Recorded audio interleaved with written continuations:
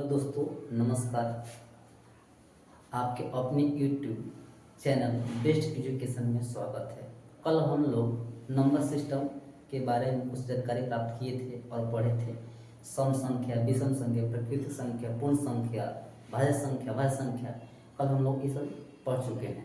आज हम देख लेते हैं परिमेय संख्या, अपरिमेय संख्या, वास्तविक संख्या और पूर्णांक संख्या। आज इसके बारे में चर्चा करेंगे। आइए हम देखते हैं। तो पहला है परिमेय संख्या। परिमेय संख्या को हम लोग अंग्रेजी में कहते हैं रेशनल नंबर। परिमेय संख्या क्या है और ये किसे कहते हैं, आज हम आप लोग को बहुत ही आसान तरीका से बताएंगे और समझिएगा। देखते हैं। परिमेय संख्या उसे कहते हैं वह संख्या जो p बटा k के रूप में हो। वह संख्या जो p बटा k के रूप में हो, वैसे संख्या को हम लोग कहते हैं परिमेय संख्या। वह संख्या जो p बटा k के रूप में हो, उसे क्या कहते हैं, परिमेय संख्या। जैसे देख लेते हैं, कहा गया है p बटा q। p के मतलब अंश और q के मतलब हर। वह संख्या जो अंश बटा हर के रूप में हो, वैसे संख्या को हम लोग कहते हैं परिमेय संख्या। जैसे 4 बटा 5, 2 बटा 4, 9 बटा 5, ऐसा बहुत सारा संख्या होगा। देख लीजिए कि p बटा q के रूप में हो, वैसे संख्या को हम लोग कहते हैं परिमेय संख्या। 4 बटा 5, 2 बटा 4, 9 बटा 5। कभी कभी हम लोग को रूट में पूछ देता है, उसको हम कैसे कंफर्म करेंगे वो परिमेय संख्या है या अपरिमेय संख्या। तो वह संख्या जिसका वर्गमूल पूर्ण रूप से हो, वह संख्या जिसका वर्गमूल पूर्ण रूप से हो, वैसे संख्या को हम लोग कहते हैं परिमेय संख्या।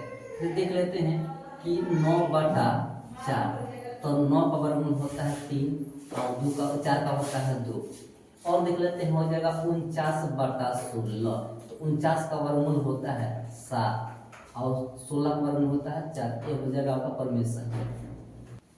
अपरिमेय संख्या यानी कि इरेशनल नंबर, वहाँ न वैसा संख्या को हम लोग कहते हैं जिसको p बटा q के रूप में नहीं लिख सकते हैं, जिसका अंश बटा हर के रूप में नहीं लिख सकते। वैसे संख्या को हम लोग कहते हैं अपरिमेय संख्या। चाहे रूट के बात कर लेते हैं, तो वह न वो संख्या का वर्गमूल जो पूर्ण रूप से ना हो, यानी कि पॉइंट में हो, वह संख्या का वर्गमूल पूर्ण रूप से ना होता हो, वैसा संख्या को हम लोग कहते हैं अपरिमेय संख्या। जैसे देख लेते हैं, और √2 हो सकता है, इसका वर्गमूल होगा लेकिन पॉइंट में होगा, पूर्ण रूप से नहीं होगा। √3 हो सकता है, तो √5 बटा 4 हो सकता है, क्योंकि पूर्ण संख्या पूर्ण है ऊपर पूर्णांक है, एक पूर्णांक नहीं है। और देख लेते हैं, √7 बटा 2 होगा।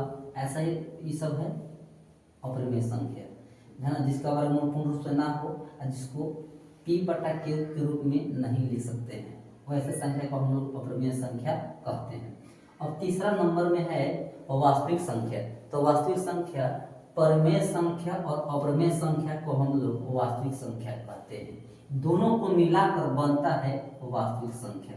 परिमेय संख्या और अपरिमेय संख्या को वास्तविक संख्या कहते हैं। समझ गए।